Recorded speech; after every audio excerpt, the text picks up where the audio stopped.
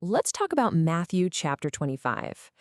It's a chapter so many of us have heard preached on, but it might just be one of the most misunderstood parts of the Bible when we talk about end-time prophecy. It's filled with some really intense imagery and some pretty serious warnings. So today, let's break it down together and get some real clarity. Right off the bat, we run into a story most of us know, the parable of the 10 virgins.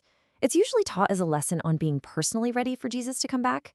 And, it hits you with that very personal question. Are you ready for the bridegroom? But hang on a second.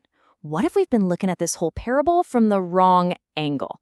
What if this story, in its original context, isn't actually for the church? Now that is the idea we're going to dig into today. And honestly, it changes everything. Okay, so first things first, we absolutely cannot understand this chapter in a vacuum. Context is everything. Jesus is giving this teaching as part of his all of it discourse, and it comes right after he describes the absolute horror of the Great Tribulation in Matthew 24. So keep this in mind. The events we're about to talk about happen after that terrible time. Here's the opening line, right from the King James Version. Now I want you to focus on that very first word. Then. See that? That one little word is our signpost. It's pointing us directly to the time we just mentioned, the moment right after the tribulation when Christ is about to set up his kingdom here on earth. So who are these 10 virgins? Well, according to this interpretation, they actually represent the Jewish people, the remnant in Israel, who survived the tribulation and are waiting for their Messiah. And here is the absolute key. They are not the bride of Christ. See, in this prophetic timeline, the church, who is the bride, has already been taken up to be with Jesus. So what's the difference between the 5 wise virgins and the 5 foolish ones? It all comes down to the oil. The oil in their lamps is a symbol of the indwelling Holy Spirit. It's the real mark of a true born-again believer. Without that oil, you might look the part, you might have the lamp, but there's no genuine spiritual life inside. And of course, the foolish virgins try to borrow oil when they realize they're out, but it's just impossible. This is such a brilliant picture of a deep spiritual truth. Your personal relationship with God, that indwelling of the Spirit, it can't be borrowed from your parents or your spouse or your friends. It's a personal thing, and it's not something you can get at the last second. And then, the moment of finality. While they're off scrambling to find oil, the bridegroom shows up. The ones who were truly ready, the wise virgins who had their own oil, they went right in with him. And then, the door was shut. The opportunity was gone. When those foolish virgins get back and start knocking on the door, they hear what might be the most terrifying words in the entire Bible. Verily I say unto you, I know you not. It's just this stark, chilling reminder that looking like a believer on the outside means absolutely nothing without a real, spirit-filled relationship on the inside. All right, so that's the parable. But the chapter isn't over. The scene totally shifts to this majestic, really solemn judgment. You probably know it as the judgment of the sheep and the goats. Jesus describes his glorious return to earth. And listen, he's not coming back as a humble carpenter this time. He's coming as the shepherd king, and he's going to sit on his throne of glory to judge. All the nations of the world are gathered before him for this great separation. So who exactly is standing before the throne here? This is so important to get right. This is not the judgment of the church. And it's not the final judgment of the dead either. This specific judgment is for all the living Gentiles, the non-Jewish people, who have survived the Great Tribulation. And the whole point of it is to decide who gets to enter Jesus' 1,000-year kingdom right here on earth. Now, the standard for this entire judgment comes down to one single phrase: how people treated the least of these my brethren. And in the context of the tribulation, a time of unbelievable worldwide persecution of Israel, also called the time of Jacob's trouble, this phrase is understood to be talking specifically about the Jewish people.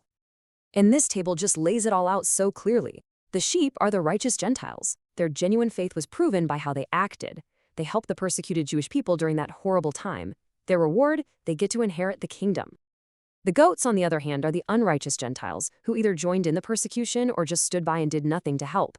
Their actions simply revealed what was in their hearts, and they're sent away into everlasting punishment. Okay, so when you put all of this together, the virgins, the sheep, the goats, you get a picture of events that are happening on Earth after the tribulation.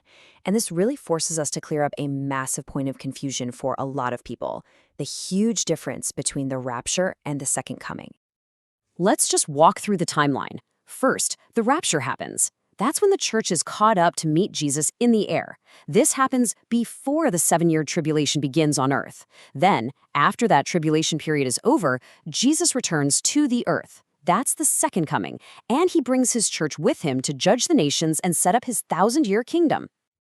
Looking at this side by side really makes it click. The rapture is an event for the church. The second coming is an event with the church. In the rapture, Jesus comes in the air to rescue his bride. In the second coming, he comes all the way to the earth to rule and to judge. See, they're two totally separate events with two completely different purposes. And understanding this distinction is just so important. It shows us that God has a specific, consistent, unfolding plan for the nation of Israel and a separate but parallel plan for the church. He loves them both, and he is faithful to every single promise he's made to both groups. So, wow, we've just waded through some pretty deep prophecy. But this isn't just some academic exercise, right? Let's bring it all home and talk about why this actually matters for you and for me, right here, today. So if the parables and judgments in Matthew 25 are for Israel and the nations after the tribulation, what's the takeaway for the church living in the here and now? What are we supposed to be doing with all this information? Well, this blessed hope should absolutely light a fire under us. First, it means we live with urgency. We're not looking for signs of the tribulation. We're listening for the trumpet of the rapture. It could happen at any moment. Second, because of that, we pursue holiness. Our readiness isn't about last-minute panic. It's about how we're walking with him today. Third, this should fuel us to share the gospel with everyone, knowing what awaits a world without Jesus. And finally, we can find such deep comfort in understanding God's amazing, sovereign, and perfect plan for it all. You know, this verse from John just says it all perfectly. If you really have this hope in you, this hope of Christ's imminent return, it's going to have a practical effect. It's going to motivate you to live a pure life, to reflect the character of the one you're waiting for. So here's the bottom line.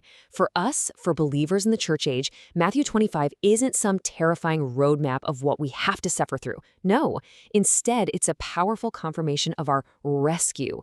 It shows us exactly what we're being saved from, and it just reinforces the incredible, blessed hope we have in the rapture. We really hope this has brought some clarity and a whole lot of encouragement to your walk with the Lord. This explainer was brought to you by the You Need Faith in Jesus team. Thanks so much for watching.